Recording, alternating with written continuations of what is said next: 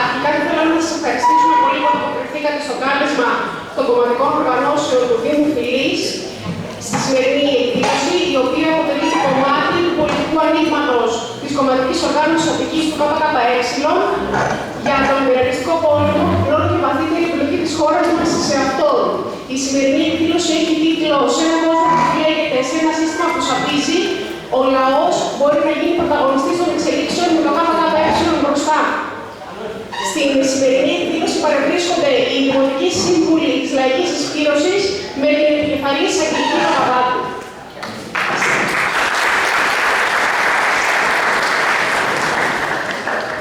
Να δώσουμε τον λόγο στον Γιώργο Τάτσι, μέλος της Κεντρικής Επιτροπής του ΚΚΕ, και μετά να ακολουθήσει η συζήτηση. Ναι, συντρόφισσες και σύντροφοι, φίλες και φίλοι, πραγματοποιούμε αυτό το πολιτικό άνοιγμα και η επιδίωξή μας, αν θέλετε, είναι να συζητήσουμε με ευρύτερα εργατικά λαϊκά στρώματα, γιατί για μας, δικοί μας άνθρωποι, δεν είναι μόνο αυτοί που ψηφίζουν Κομμουνιστικό Κόμμα Ελλάδας. Είμαι αυτούς που βρεθήκαμε να ψηφίζουμε ή να στηρίζουμε μαζί τα ψηφοδέλτια του ΚΚΕ.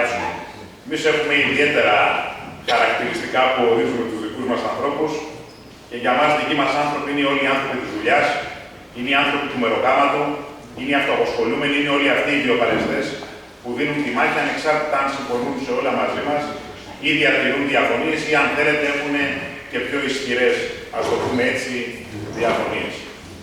Και επιδιώκουμε να κάνουμε αυτή την πολιτική συζήτηση σε μια περίοδο που αντικειμενικά λόγω και των ίδιων των εξελίξεων ανοίγουν κρίσιμα ερωτήματα στα οποία οι κομμουνιστές όπου δρούμε, όπου ζούμε, όπου δουλεύουμε γινόμαστε αποδέκτες αυτών των ερωτημάτων. Δηλαδή αντικειμενικά ο υπεριαλιστικός πόλεμος, το ενδεχόμενο γενίκευσής του, γεννάει ένα ερώτημα που λέει πού πάμε, τι κάνουμε, πώς βλέπετε τα πράγματα. Και είναι ερωτήματα τα οποία μπορούν, κατά τη γνώμη μας, και δείχνουν τη μεγάλη εμπιστοσύνη που έχει ευρύτερος εργατικός λαϊκός κόσμος στο Κομμουνιστικό Κόμμα Ελλάδας και στην κομμουνιστική νεολαία και γι' αυτό πάντα κάθε φορά σε δύσκολες στιγμές ψάχνουν να βρουν τον κομμουνιστή για να του απευθύνουν το ερώτημα και να πάρουν μια απάντηση. Γιατί ανεξάρτητα αν συμφωνούν ή διαφωνούν με το ΚΚΕ, παίρνουν πολύ σοβαρά υπόψη τους τις εκτιμήσεις που έχει το ΚΚΕ.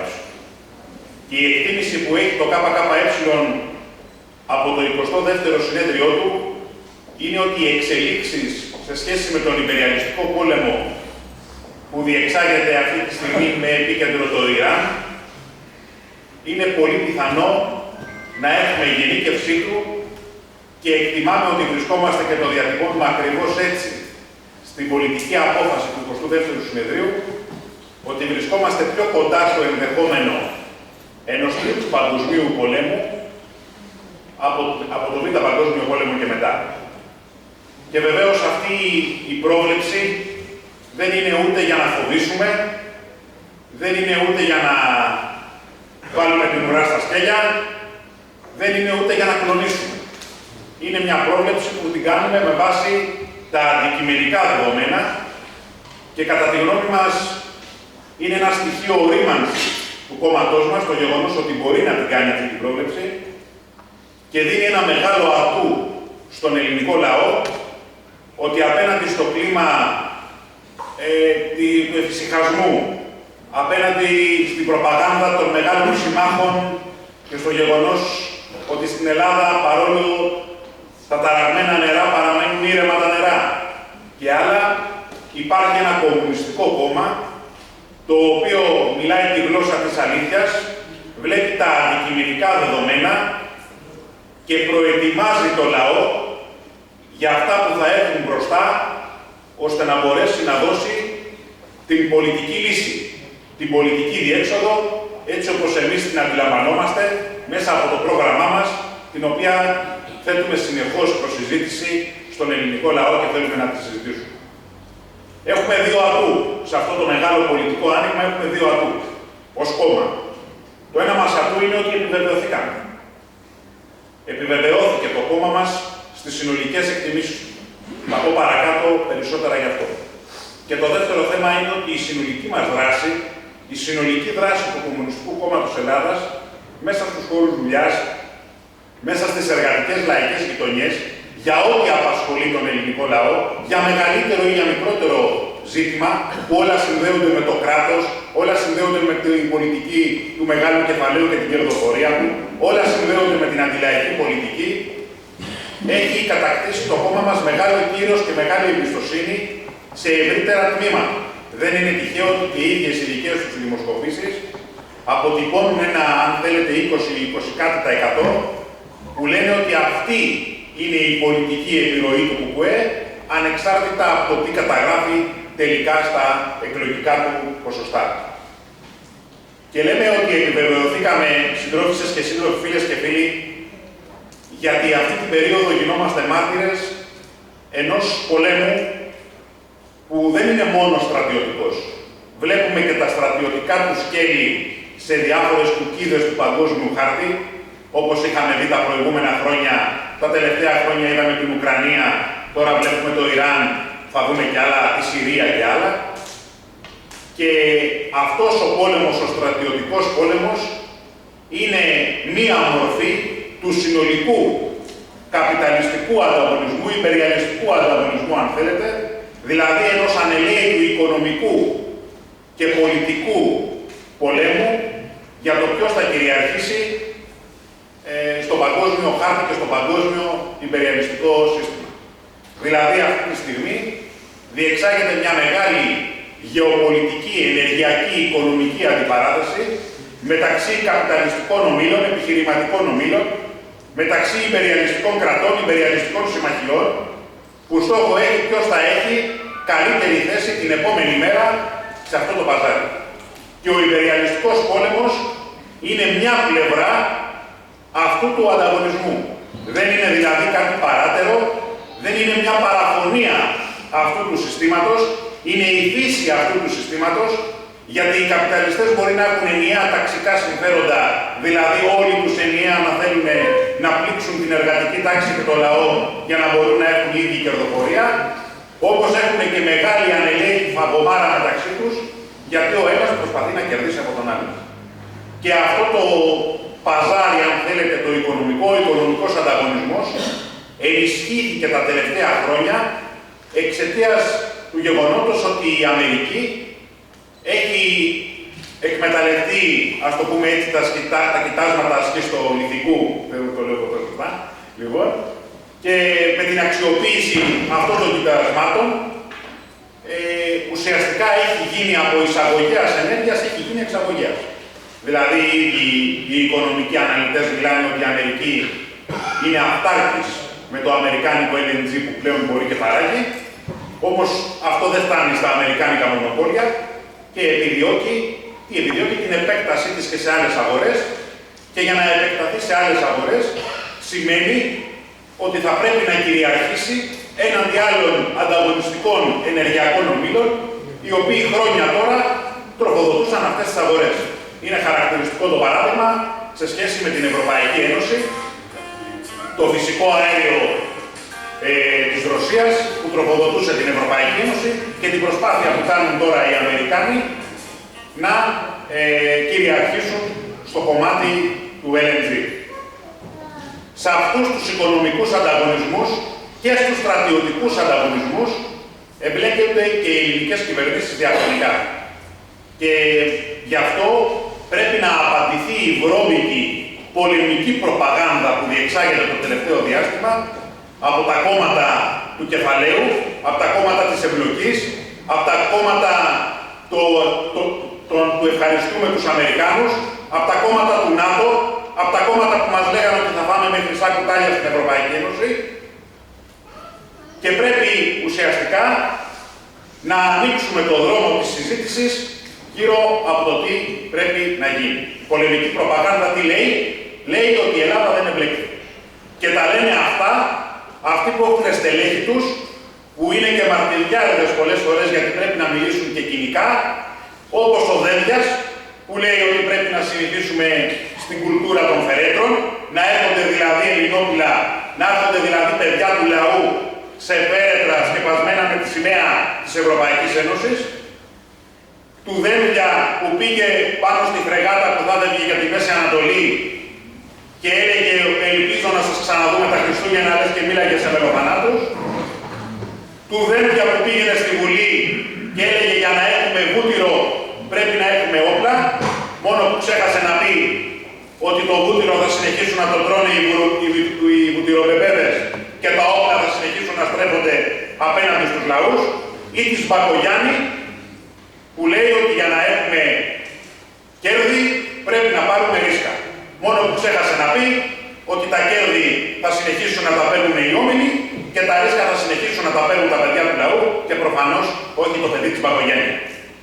Το λέμε αυτό γιατί είναι μια κοινική ομολογία πολεμικής εμπλοκής, όπως και άλλα πολλά τα οποία λανσάρονται ως αναβάθμιση της χώρας, ενεργειακός, θα το έχετε ακούσει, ενεργειακός κόμβος, διαμετακομιστικός κόμβος, είναι στοιχεία αυτής της εμπλοκής, είναι στοιχεία αυτού του πολέμου. Για παράδειγμα, η υπογραφή της ελληνικής κυβέρνησης με τους Αμερικάνους για την αξιοποίηση της Ελλάδας στο λεγόμενο κάθετο διάδρομο, δηλαδή το γεγονός ότι θα έχετε εδώ το αμερικάνικο LNG και με υποδομές θα πηγαίνει στην Ουκρανία και από την Ουκρανία αξιοποιώντας τις παλιές ενεργειακές υποδομές που έχει θα διοχετεύει την Ευρώπη με το αμερικάνικο LNG, είναι ένα χαρακτηριστικό παράδειγμα το πώς η Ελλάδα συμμετέχει ενεργά σε αυτόν τον οικονομικό ανταγωνισμό.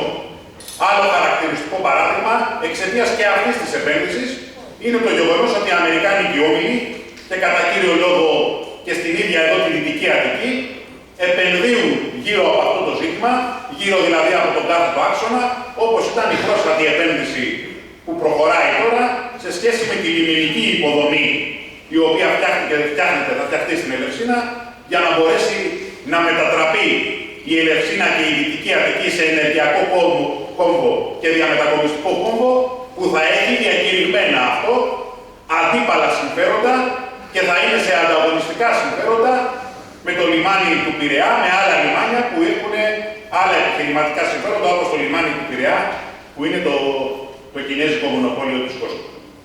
Αυτός ο ανελαίητος οικονομικός ανταγωνισμός είναι που εμπλέκει τον ελληνικό λαό σε πολύ μεγαλύτερες και χειρότερες δυσκολίες, πολύ περισσότερο που και σήμερα, που αν θέλετε δεν πέφτει ακριβώς μπόμπα μέσα στην Ελλάδα, εμπλέκει τον ελληνικό λαό με τη μεγαλύτερη ένταση της φτώχειας, με τη μεγαλύτερη δυσκολία να ανταποκριθεί στις βασικές του ανάγκες, γίνεται η αιτία δηλαδή που δυσκολεύει πραγματικά τη ζωή μας.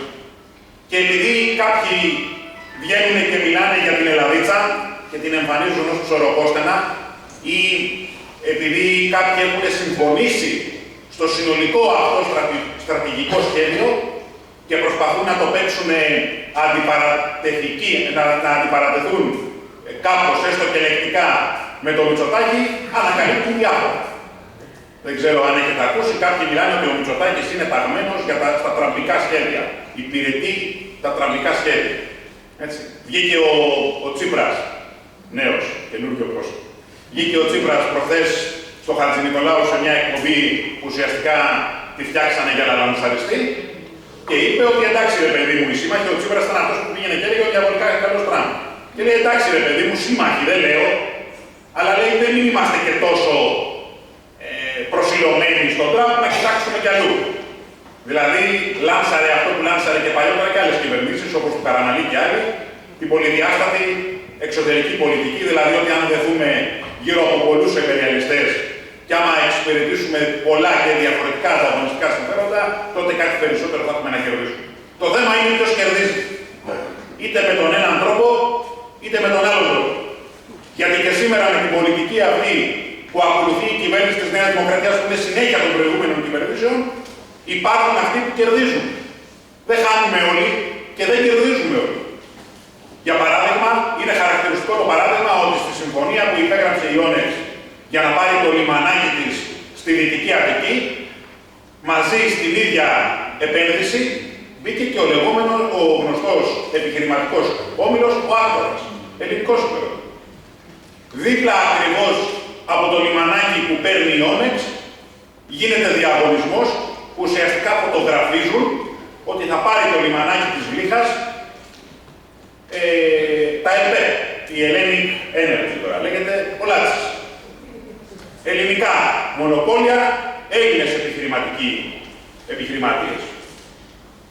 Όταν ξεκίνησε η διαδικασία πώλησης και δημιουργίας λιμενικής υποδομής για την Αμερικάνικη Onyx, βγήκε ένας επιχειρηματίας γνωστός, ο Προκοπίου, και λέει: έλεος ρε παιδιά, είναι δυνατόν, λέει, όλα θα τα δίνετε στους Αμερικάνους, αντιαμερικάνους.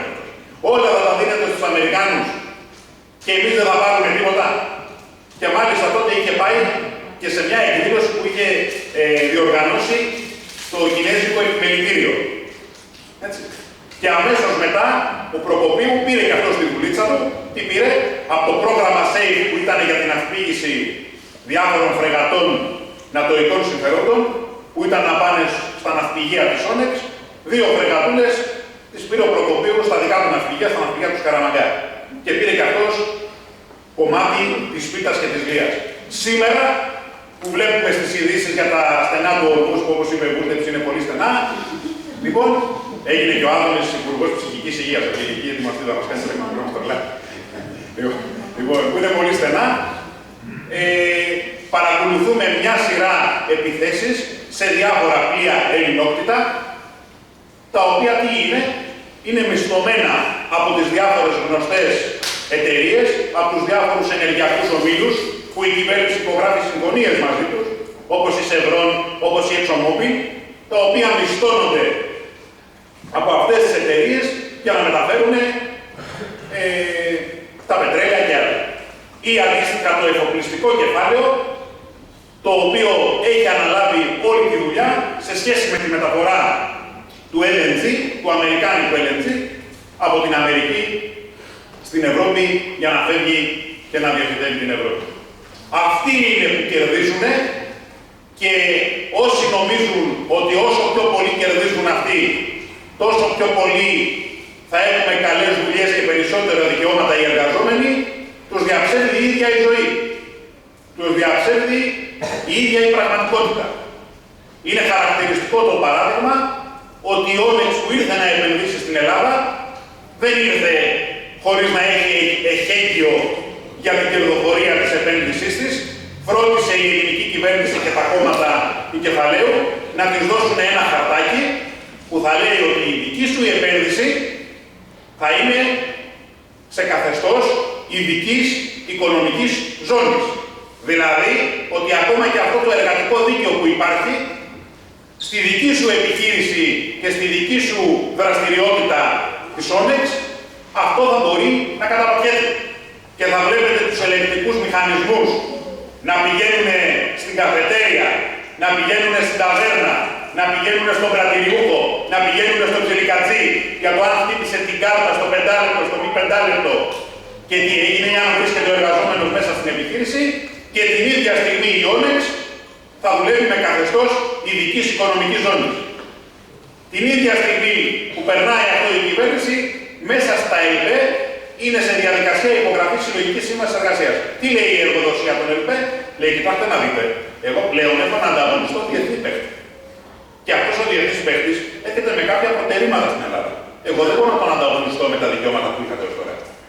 Και ζητάει μέσα στην υπογραφή της συλλογικής σύμβασης να υπογραφούν κατά κρεούργηση ουσιαστικά όσων δικαιωμάτων είχαν γνωρίσει οι εργαζόμενοι των ΕΛΠΕ μέσα στα ΕΛΠΕ. Ποια είναι αυτά?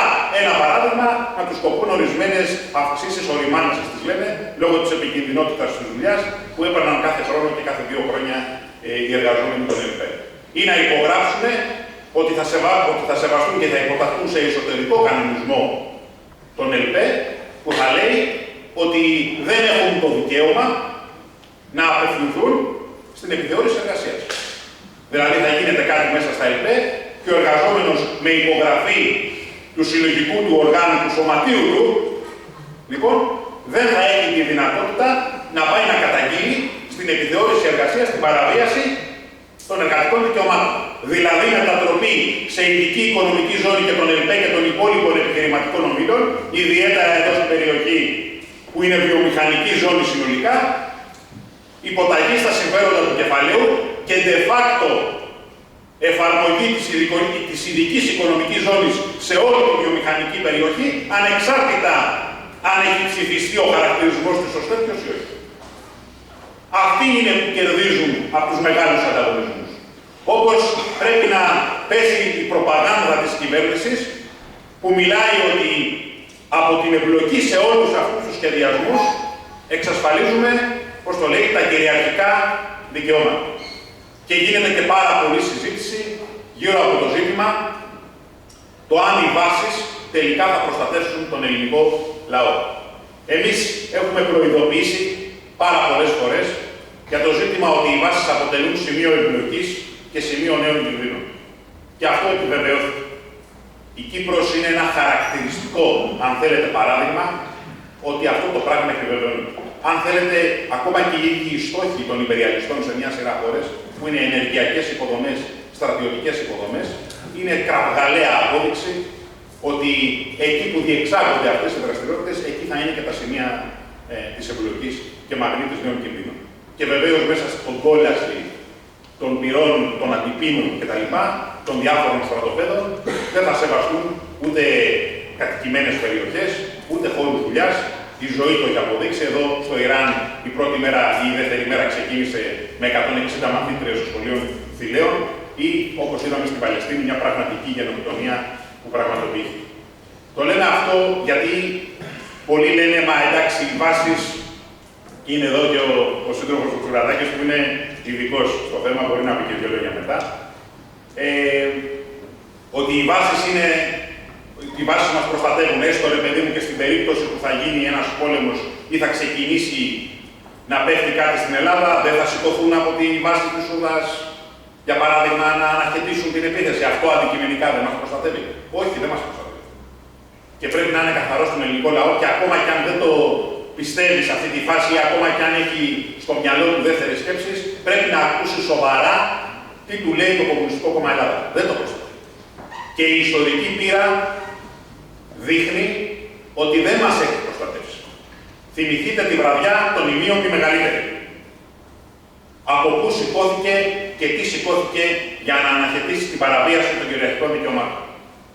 Μάλιστα, μέσα στη Βουλή έχουμε καταγγείλει ότι ενώ υπήρχε η δυνατότητα αναχαίτησης, η εντολή ήταν μην αναχαιτίζετε, αν θυμάμαι καλά, γιατί η Τουρκία θεωρείται σύμμαχος χώρα στον ΝΑΤΟ. Γιατί το ΝΑΤΟ δεν αναγνωρίζει εθνικά σύνορα, αναγνωρίζει νατοϊκά σύνορα. Γιατί το ΝΑΤΟ στις μόνιμες διεκδικήσεις που έχει η άρχουσα τάξη της Τουρκίας λέει βρείτε τα μεταξύ σας. Γιατί η αστική τάξη της Τουρκίας έχει αποφασίσει να παίζει σε διπλό ταμπλό, αυτή είναι η πολιτική της, για να κερδίζουν οι όμιλοι μέσα στην Τουρκία, και αυτό το κάνει για το λαό της. Ο λαός της ζει την ακρίβεια κι αυτός. Λοιπόν, και ακριβώς για αυτό το λόγο οι Αμερικάνοι και το ΝΑΤΟ προσπαθούν να δώσουν, πώς να το πω, το τυράκι για να συνεχίσει να παραμείνει η άρχουσα τάξη της Τουρκίας δεμένη στο αμερικανο-νατοϊκό στρατόπεδο. Δεν είναι τυχαίες οι δουλίτσες που παίρνει το κεφάλαιο της Τουρκίας. Για παράδειγμα, η Τουρκία έχει αναλάβει πρωταγωνιστικό ρόλο στις διαπραγματεύσεις για την ανοικοδόμηση της Γάζας. Όπως αντίστοιχες δουλίτσες, επιχειρεί και προσπαθεί να πάρει και το κεφάλαιο το ελληνικό. Κατασκευαστική όμιλη και στη συζήτηση που γίνεται και στο Συμβούλιο Ασφάλειας και σε διάφορες επιτροπές κτλ. Που γίνεται για το θέμα της ανοικοδόμησης σε Ουκρανία και Γάζα, ο Μητσοτάκης και οι υπουργοί πηγαίνουν και διαπραγματεύονται για να πάρουν μέρος της Λίας κατασκευαστική όμιλη. Και αυτό το ονομάζουν αναβάθμιση της χώρας, το ονομάζουν ανάπτυξη κτλ. Αυτοί οι μεγάλοι κίνδυνοι θα έρθουν αντικειμενικά και είναι εδώ αντικειμενικά. Ανεξάρτητα από αν τους λέει το ΚΚΕ, ανεξάρτητα από αν καθόμαστε και την ανοίγουμε την τηλεόραση ή την κλείνουμε. Το λέω αυτό γιατί είναι λογικό να προκαλούν και φόβο, να προκαλούν και αγωνία και ένας κόσμος σου λέει: όχι, μην μας τα λες, άστο, δεν θέλω να ξέρω, δεν θέλω να ακούω, αλλάζει κανάλι να μην τα βλέπει. Τώρα δεν επιτρέπεται στρουθοκαμιλισμός. Τώρα χρειάζεται συζήτηση για τα πραγματικά δεδομένα. Για να συζητήσουμε τι πρέπει να κάνουμε. Να μην αναλύουμε το τι υπάρχει από την ισχύ των αντίπαλων υπεριαλιστικών κρατών και υπεριαλιστικών στρατοπέδων. αλλά να κάτσουμε να σκεφτούμε τι όπλα θα παρατάξει ο εργατικός λαϊκός παράγοντας. Γιατί δεν είναι η ώρα να ψάχνουμε να βρούμε ψεύτικους συμμάχους εκεί που δεν υπάρχουν. Να ανακαλύπτουμε συμμάχους εκεί που δεν υπάρχουν. Για να αντιμετωπίσουμε το άγχος που δημιουργεί ο πραγματικά αρνητικός συσχετισμός. Γιατί υπάρχει αρνητικός συσχετισμός. Γιατί είναι ο δρόμος που προτείνει το Κομμουνιστικό Κόμμα Ελλάδας δεν είναι με ροδοπέταλα. Αλλά είναι ο αντικειμενικός δρόμος που οδηγεί σε οριστική διέξοδο. Αυτό είναι ένα κρίσιμο θέμα. Γιατί υπάρχουν πολλοί εντός της χώρας που προβάλλουν ως σύμμαχο χώρες οι οποίες είναι καπιταλιστικές, υπεριαλιστικές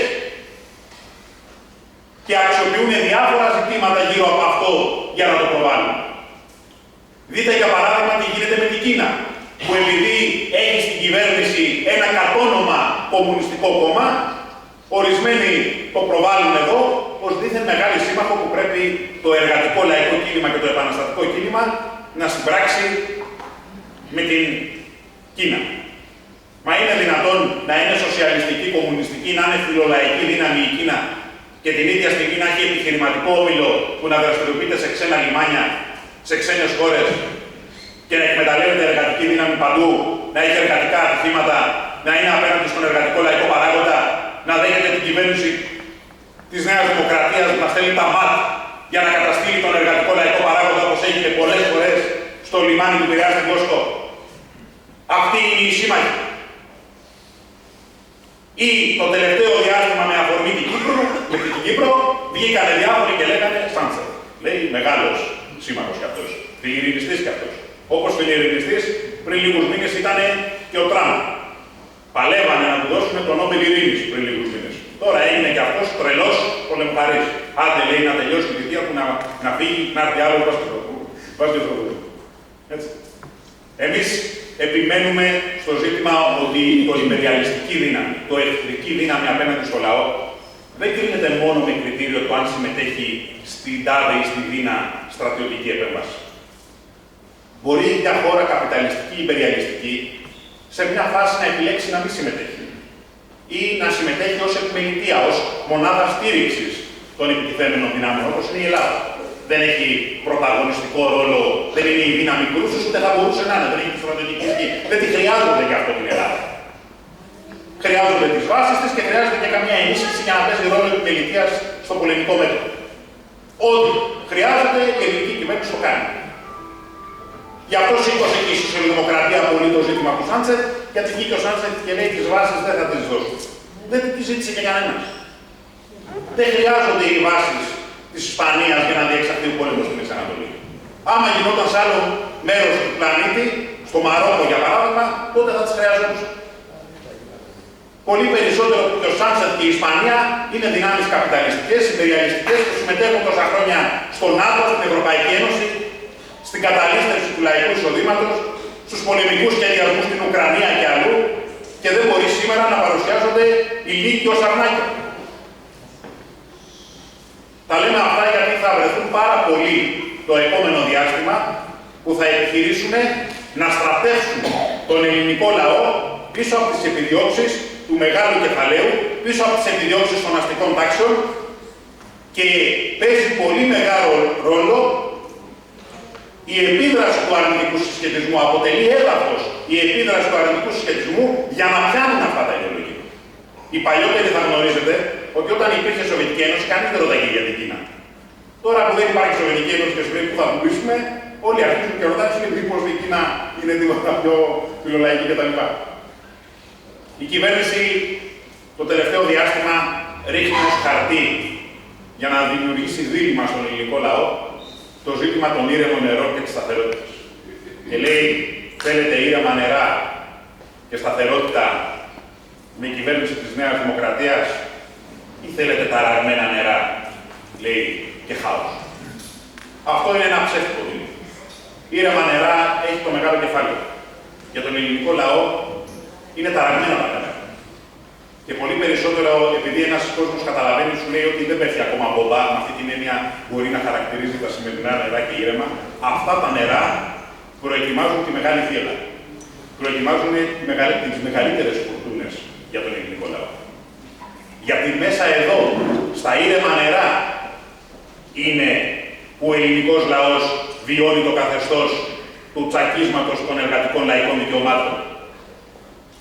Όπως για παράδειγμα με την απαράδεκτη συμφωνία κυβέρνησης ΓΕΣΕ-ΕΣΕΒ που υπογράφουν συλλογικές συμβάσεις εργασίας και τις διαφημίζουν σαν δεν τρέπονται με μισθό στα 930 και 950 ευρώ, δηλαδή με μισθούς επίπεδου 2009, με τον πληθωρισμό να έχει εκτιναχθεί και ουσιαστικά να κάνουν πράξη ότι οι μισθοί θα καθορίζονται και τα δικαιώματα θα καθορίζονται από την ανταγωνιστικότητα της οικονομίας.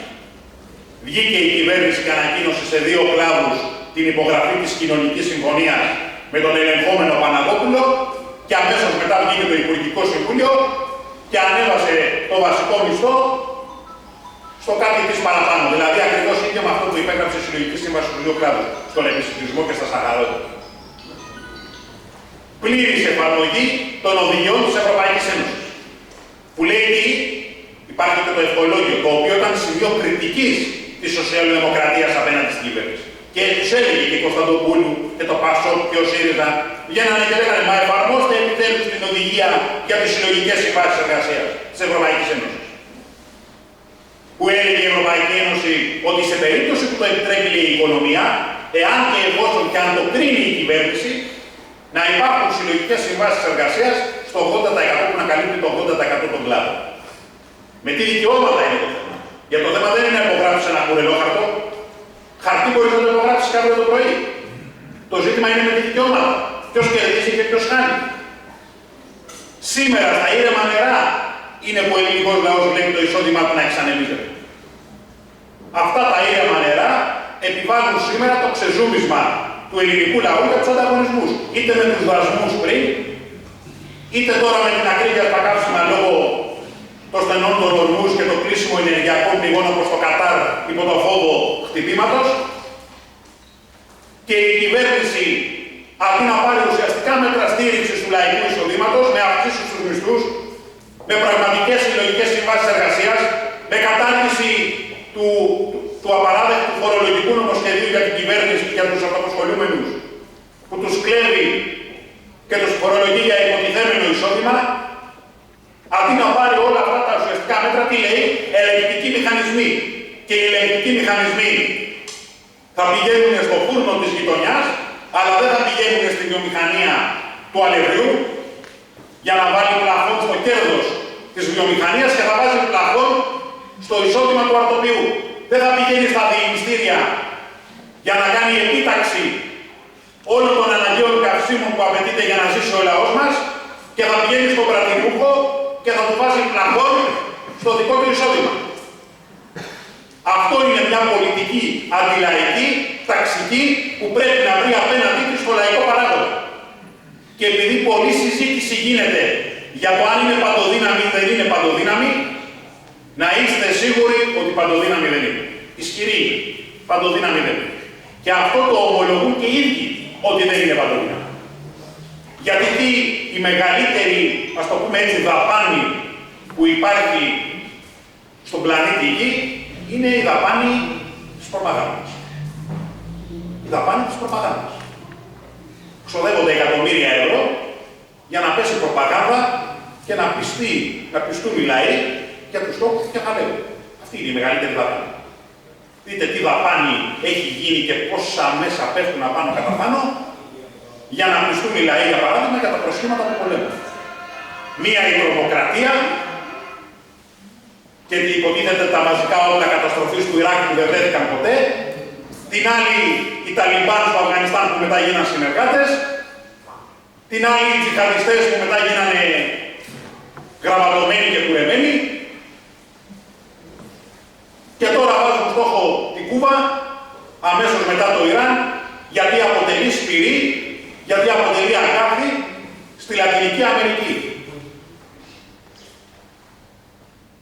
Απέναντι λοιπόν σε αυτό το σχεδιασμό αποδεικνύεται ότι οι λαοί έχουν τη δύναμη.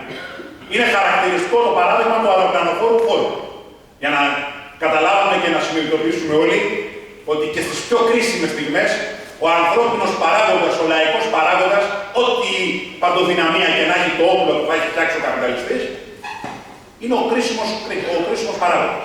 Ήρθε τώρα ο ουρανοφόρο Φόρτ στην Ελλάδα και έγινε αποδεκτό με μεγάλες διαμαρτυρίες στην Κρήτη και την ίδια στιγμή μέσα ήδη το πλήρωμα του Φόρτ βγήκε στη δημοσιότητα ότι ουσιαστικά ότι βγήκαν τα χρυσάφια πάνω που πούλεσαν οι απογοητεύσεις και πλημμύρισαν με τα χρυσάφια. Και καθυστέρησε ο Απόκους να ανέβει στη Μέση Ανατολή. Πήγε στη Μέση Ανατολή και έπιασε μια φωτιά.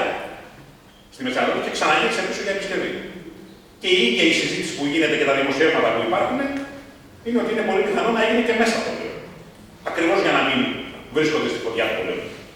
Ο ανθρώπινος παράγοντας είναι ο καθοριστικός παράγοντας. Και βγαίνουν κάτι ρετάλια της σοσιαλδημοκρατίας και της νέας δημοκρατίας στην Κρήτη και βρίζουν το ΚΚΕ και λένε ότι είναι ανεύθυνη η στάση του ΚΚΕ γιατί έδιωξε το αεροπλανοφόρο Φόρτ και έχασε η τοπική οικονομία 8,5 εκατομμύρια ευρώ.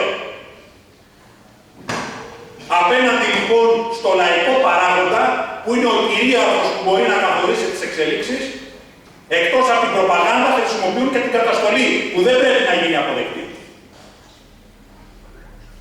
Όπως ήταν για παράδειγμα τα πιο αυξημένα μέτρα καταστολής απέναντι στις κινητοποίησεις των αγροτών που σήμερα που στέλνουν με fast track διαδικασία να δικαστούν. Την ίδια στιγμή που για τα τέμπη πάμε από αναβολή σε αναβολή. Πάμε στο συλλαλητήριο για τα τέμπη με χιλιάδες κόσμου και όποιος κινείται προς το Σύνταγμα θεωρείται ύποπτος. Και ελέγχεται ως ύποπτος τα προσωπικά του αντικείμενα τα πάντα γιατί κινείται προς το Σύνταγμα. Αυτό δείχνει και το μεγάλο τους φόβο που έχουν απέναντι στο λαϊκό παράγοντα. Και έχουμε παραδείγματα ότι ο λαϊκός παράγοντας μπορεί να παρέμβει, να κάνει ρογμές, να αυξήσει τις ρογμές και μπορεί και να κερδίσει. Δεν είναι τυχαίο ότι το τελευταίο διάστημα θαύτηκε μια μεγάλη απεργία που έγινε σε 7 λιμάνια, σε 20 λιμάνια από 7 χώρες της Μεσογείου και της Ευρώπης, που βγαίναν οι λιμενεργάτες από αυτές τις χώρες και λέγανε δεν θα δουλέψουμε για τον πόλεμο. Δεν είναι τυχαίο ότι πριν λίγο διάστημα υπήρχαν 10.000 υπαξιωματικοί που διαδήλωναν στο Σύνταγμα και η κυβέρνηση δεν τόλμησε να τους ακουμπήσει την τρίχα. Δεν είναι τυχαίο ότι βγαίνουν φαντάροι μέσα από τα στρατόπεδα των ειδικών δυνάμεων, από το πιο σκληρό πυρήνα του στρατού και δηλώνουν ότι δεν θα πολεμήσουμε για τον ΝΑΤΟ και τους Αμερικάνους και για τους ενεργειακούς ομίλους. Και ορκιστήκαμε να υπερασπιστούμε μόνο τα σύνορα της πατρίδας μας και τον ελληνικό λαό. Και αυτοί οι άνθρωποι δέχονται ποινές. Και πρέπει να υπάρξει λαϊκή αλληλεγγύη προς αυτούς. Είναι παραδείγματα που δείχνουν ότι έχουμε τη δύναμη ακόμα και στο σκληρό πυρήνα του κράτους να επιβάλλουμε το ζήτημα αυτό. Η κυβέρνηση λανσάρει και ορισμένες άλλες. Η κυβέρνηση λανσάρει και ορισμένες άλλες πρωτοβουλίες πως δήθεν εξυγχρονισμό. Θα έχετε ακούσει τη συνταγματική αναθεώρηση. Στη συνταγματική αναθεώρηση θυμήθηκαν τώρα τη μονιμότητα των δημοσίων υπαλλήλων. Δεν υπάρχει. Δεν υπάρχει μονιμότητα των δημοσίων υπαλλήλων, έχει τελειώσει. Με τις ελαστικές σχέσεις εργασίας, με τους αναπληρωτές, ναι, έχει τελειώσει. Και με την υποστελέχωση. Και λέει, πάμε να χτυπήσουμε τη μονιμότητα των δημοσίων υπαλλήλων. Για να δημιουργεί κοινωνικό αυτοματισμό. Την ίδια στιγμή που ο στόχος του είναι άλλος. Είναι ότι οι άνθρωποι που υπηρετούν στον κρατικό μηχανισμό να είναι στοιχισμένοι στη φωνή του κράτους. Να μην υπάρχει διαφορετική φωνή μέσα στον κρατικό μηχανισμό. Δηλαδή να έχει ελλείψεις στο κέντρο υγείας και η Αγγελική Παπαδάτου, άμα βγει και πει παιδιά έχουμε ελλείψεις, δεν έχουμε το ένα, δεν έχουμε το άλλο, δεν έχουμε γιατρούς, να πηγαίνει με το ερώτημα της απόλυσης και με το ερώτημα της αργίας. Να βγαίνει καθηγητής, καθηγήτρια, δάσκαλος και να λέει ότι στο τάδε σχολείο που έχουμε παιδιά που χρήσουν νοσηλείας και ιατροφαρμακευτικής περίθαλψης και να λέει δεν έχω σχολικό νοσηλευτή και να λέει ότι προδίδεις μυστικά της υπηρεσίας, προσβάλλεις το κράτος, τον κρατικό μηχανισμό και να πηγαίνεις με το ερώτημα της απόλυσης και της αργίας. Θυμίζω το παράδειγμα της δασκάλας στον Ταύρο που έμαθε στα παιδιά την Παλαιστίνη. Και τις διώξεις που δέχτηκε επειδή αφιέρωσε μισή ώρα για να μάθει τα παιδιά την Παλαιστίνη. Αν μάθαινε για τον Νετανιάχου τον Μπίμπι, δεν θα υπήρχε καμία επίπτωση. Άρα, για να κλείνουμε, εμείς θεωρούμε και είμαστε εξαιρετικά αισιόδοξοι ότι υπάρχει η δυνατότητα και η δύναμη ο λαϊκός παράγοντας να βγει στο προσκήνιο. Σήμερα είναι πολύ ίσως και αντικειμενικό όλους και όλες να μην μπορούμε να τις πείσουμε ή να μην μπορούν να κατανοήσουν ακριβώς αυτό που τους λέει το Κομμουνιστικό Κόμμα Ελλάδας. Είμαστε βέβαιοι και έχουμε σιγουριά για αυτό που λέμε, ότι θα επιβεβαιωθούμε. Και αυτό που σήμερα κάνουμε ως δουλειά, αυτό που σήμερα λέμε στον κόσμο, αργά ή γρήγορα ο κόσμος θα το δει και θα το καταλάβει. Με αυτή τη βεβαιότητα πρέπει να δουλέψουν όλοι οι κομμουνιστές, οι κομμουνίστριες, όλοι οι φίλοι και οπαδοί του κόμματος για να φτάσουμε πολύ πιο πλατιά και να συζητήσουμε με λαϊκό κόσμο. Είναι δύναμη το γεγονός ότι υπάρχει Κομμουνιστικό Κόμμα Ελλάδας που βάζει αυτή τη γραμμή μέσα στη χώρα. Δυστυχώς, και κάνουμε πολύ μεγάλες προσπάθειες να συγκροτηθούν και σε άλλες χώρες κομμουνιστικά κόμματα και να παίξουν το ρόλο τους για να μπορέσουν να καθοδηγήσουν το κίνημα, γιατί υπάρχει διαμαρτυρία, γιατί υπάρχει συζήτηση. Ήταν από τις μεγαλύτερες διαδηλώσεις που έγιναν στην Αμερική το προηγούμενο Σαββατοκύριακο, οι διαδηλώσεις ενάντια στο πολίτη. Αυτή η συζήτηση που διεξάγουμε εδώ, το πού πρέπει να πάμε και το τι πρέπει να κάνουμε, είναι ερώτημα στα χείλη όλων των λαών. Δεν είναι μια συζήτηση που την κάνουμε 100 άτομα που μαζευτήκαμε μόνο σήμερα εδώ, στα Νολιώσια. Είναι ευρύτερη συζήτηση. Και η δική μας δουλειά έχει ευρύτερη αποδοχή. Ανεξάρτητα αν εκφράζεται στα εκλογικά αποτελέσματα. Γιατί και για τα εκλογικά αποτελέσματα θα παλέψουμε, αλλά δεν θα κλείσουμε και όλη μας τη συζήτηση και την επιχειρηματολογία για το εκλογικό αποτέλεσμα. Γιατί εμείς δεν βλέπουμε το λαό μόνο ως ψήφο. Ούτε ποντάρουμε κύρια στην κάλπη. Όπως είχε πει και ένας σοφός, οι κάλπες και οι εκλογές κοινοβουλευτικές στον καπιταλισμό, άμα είναι να βγει το Κομμουνιστικό Κόμμα, θα τις είχαν καταργήσει.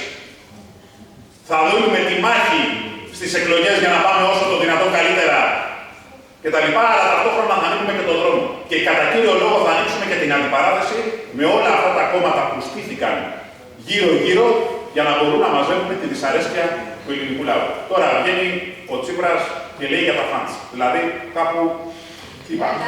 Θα χρειαστούμε τον Άδωνη, τον Υφυπουργό και τη ψυχική υγεία να μας κάνει καλά. Μίλησε, ο άνθρωπος έδωσε τα δάνεια στα φαντς, άνοιξε τους πληστηριασμούς για 500 ευρώ και πάνω. Έτσι. Έκανε την κινητοποίηση ενάντια στους πληστηριασμούς ποινικό αδίκημα. Ο Νετανιάχου είναι ελεύθερος και ένας που θα πηγαίνει να προστατεύσει ένα σπίτι λαϊκό στα Λιώσια θα το πηγαίνουν μέσα για κακούριγμα. Και βγαίνει και λέει για τα δάνεια. Και δεν είναι τυχαίο ότι στοχοποίησε το Κομμουνιστικό Κόμμα Ελλάδας. Και είπε, πώς το είπε, δεν αναλαμβάνει την ευθύνη και βολεύεται στο 6-7%. Αυτό το 6-7% είναι αγκάθι, τους δυσκολεύει, μπορεί να γίνει και μεγαλύτερο και θα γίνει μεγαλύτερο, είναι μεγαλύτερο. Μέσα στην πραγματική ζωή είναι μεγαλύτερο αυτό το 7%. Και το καταλαβαίνουν και ήδη. Γιατί όταν στην πανδημία αυτοί που το παίζουν αντισυστημικοί λέγανε θα λογαριαστούμε μετά, το ΚΚΕ έβγαζε τους γιατρούς, τους υγειονομικούς, τα μέλη του ΚΚΕ και διαδηλώνανε. Και έγινε η πρώτη πανευρωπαϊκή απεργία. Όταν έλεγε ο Μητσοτάκης ότι μόνο 3 επιτρέπονται σε όλη την Ελλάδα, το ΚΚΕ έκανε συγκέντρωση και έσπαγε τις εντολές της κυβέρνησης και της αστυνομίας για τον εορτασμό του Πολυτεχνείου. Όταν αυτοί λένε κοινωνική συμφωνία και συγγύη νεκροταφείου μέσα στους χώρους δουλειάς, υπάρχουν οι κομμουνιστές συνδικαλιστές που λένε για πραγματικές αυξήσεις και συλλογικές συμβάσεις. Έτσι σπάει η συγγύη νεκροταφείου. Δεν σπάει με κρακεράκια και με βιντεάκια. Σπάει με λαϊκό παράγοντα αποφασισμένο, οργανωμένο να συγκρουστεί με τις αιτίες του προβλήματος. Σας ευχαριστώ.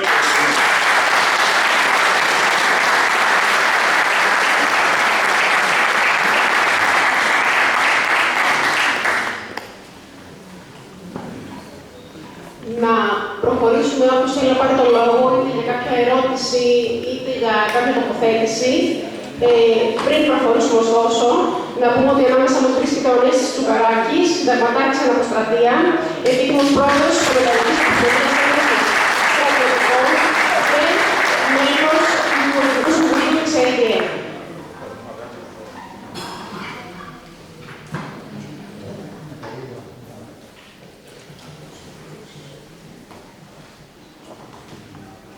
Όπως θέλει να πάρει το λόγο.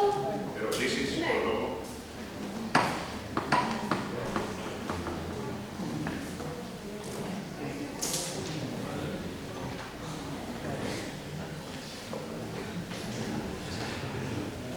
Στροχανές, τι θέλεις.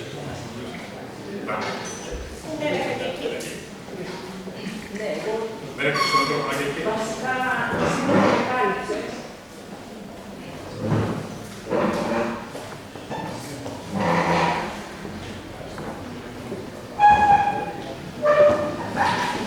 Έχουμε μάθει και με τα μικρόφωνα εδώ στο Δήμο, είμαστε εξοικειωμένοι. Πολύ τεχνολογία. Ναι. Βασικά, σύντροφε, σε ευχαριστούμε πάρα πολύ.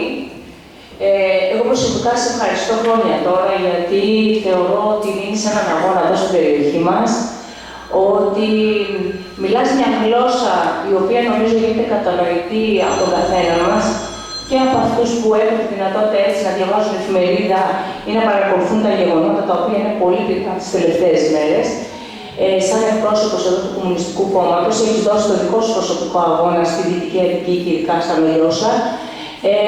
Και βέβαια, οφείλω να ομολογήσω ότι τον τελευταίο καιρό, παρακολουθώντας έτσι τις ομιλίες και τις τοποθετήσεις και των στελεχών του κόμματος μας, αλλά βουλευτών και ευρωβουλευτών, έχουν έτσι μια πολύ απλή γλώσσα, έχουν έτσι προσαρμοστεί σε αυτό που λέμε, που θέλει ο κόσμος, φτάνει να μπορούμε να τους ακούμε, που είναι λίγο δύσκολο. Εγώ προσωπικά έχω υιοθετήσει έναν τρόπο το βράδυ που πάω έτσι να αθληθώ ή να περπατήσω μία ώρα, βάζω τα βιντεάκια από τους συντρόφους μου, τον Τάτσι, το σύντροφο των Αλαμπάνο, το Συντικάκι, τη συντρόφισσα την Ανέλη, το Κουτσούπα και έτσι ενημερώνομαι, γιατί πραγματικά δεν έχουμε τη δυνατότητα ούτε καν μέσω του ριζοσπάστη να το διαβάσουμε. Γιατί πραγματικά όλοι μας δουλεύουμε από το πρωί με το βράδυ και μου είναι πάρα πολύ δύσκολο. Σύντροφε, σήμερα δεν μπορούν να μας καταγγείλουν ότι έχουμε ξύλινη γλώσσα, γιατί όντως η δική μας κοσμοθεωρία, το ότι εμείς μιλάμε για υπεριαλισμό, για καπιταλισμό, για ευρωατλαντικό μπλοκ ή ευρωασιατικό, και τι είναι αυτά λοιπόν, είναι απλές έννοιες, τις οποίες νομίζω ο καθένας από εμάς τις έχει καταλάβει. Και η γλώσσα λοιπόν είναι τόσο απλή, που είναι απλά τα πράγματα. Και τα κατέθεσε σύντομα σήμερα εδώ. Απ' τη μια λοιπόν έχουμε το ευρωατλαντικό μπλοκ, απ' την άλλη το ευρωασιατικό, που εκπροσωπείται απ' τη μία με τους Αμερικάνους και με την Ευρωπαϊκή Ένωση, και απ' την άλλη Ρωσία, Κίνα και όλες τις άλλες χώρες που γνωρίζουμε.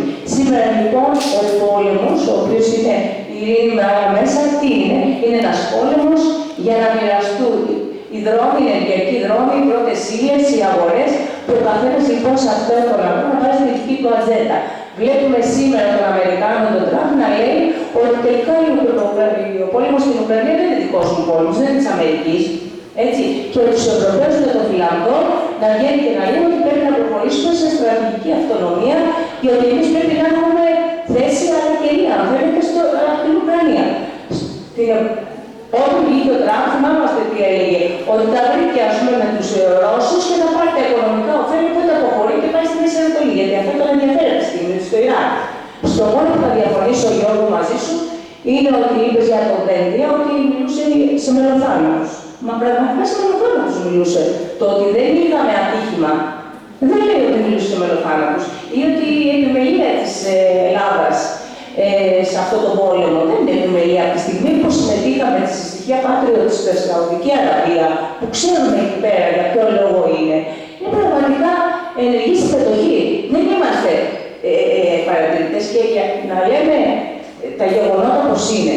Σήμερα η Ελλάδα είναι από τις χώρες που ενώ ο πληθωρισμός έχει φτάσει στο 5%, δίνει 5% ίσως από τις ελάχιστες χώρες που δίνει 5% για το ΑΕΠ για τα όπλα. Έτσι. Δηλαδή είναι ένα γεγονός. Αυτό λοιπόν Από σε μένα σήμερα, τι μένει δηλαδή από αυτή την κουβέντα, που θα πρέπει να γίνεται και πιο συχνά. Εντάξει, ξέρουμε ότι η δύναμη του κόμματος είναι άνθρωποι που τρέχουν από εδώ και από εκεί και δεν είναι εύκολο. Για εμάς που μένουμε στον τόπο μας, βλέποντας τι γίνεται στη Δυτική Αττική. Βλέπουμε λοιπόν τι πάνε να κάνουν και να μετατρέψουν εκεί την Ελευσίνα. Και με το καιρό και για ποιο λόγο γίνεται, έτσι. Σε αντιπαράθεση με τον δρόμο του Μεταξύ και το λιμάνι του Περά. Τι πρέπει να κάνουμε εμείς εδώ στη Δυτική Αττική? Πρέπει λοιπόν να δώσουμε έναν αγώνα, να φτάσει στο κάθε σπίτι, ο αγώνας που δίνει το ΚΚΕ και πώς εμείς οι κομμουνιστές το βλέπουμε αυτόν τον αγώνα.